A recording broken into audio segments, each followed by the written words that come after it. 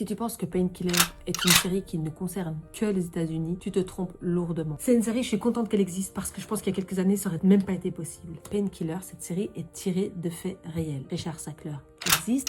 Radio Frama a déposé faillite en 2019 et a cessé toutes ses activités en 2026, soit cette année. C'est extrêmement bien documenté, les acteurs sont excellents. La crise des opiacés qui est racontée dans la série est bien réelle. La preuve en est, chaque épisode va démarrer par un témoignage d'une famille, une famille qui a perdu quelqu'un. Au centre de la série, tu as une promesse marketing qui est folle. Oui, quand la douleur d'un patient, elle est trop forte, bien sûr qu'on veut soulager la douleur, mais promettre une vie sans douleur, c'est une illusion. Il y a des douleurs qui nous aident à grandir, qui sont des indices sur ce qui ne va pas dans nos vies, sur à quel point on est désaligné de nous-mêmes, de notre corps. Il y a des douleurs qui sont utiles, il y a des douleurs qui sont un système d'alarme du corps à plein de niveaux pour aller mieux, pour faire mieux, pour guérir. Si nous voulons une vie sans souffrance, on va souffrir encore plus. Comme ils le disent si bien dans Kung Fu Panda, c'est sur le chemin où tu veux éviter quelque chose que cette chose t'arrive en pleine poire. On rencontre souvent sa destinée sur la route que l'on prend pour l'éviter. Une vie sans souffrance, c'est une vie sans croissance. Si tu retires la souffrance de ta vie, tu vas retirer tous les moments où tu as grandi.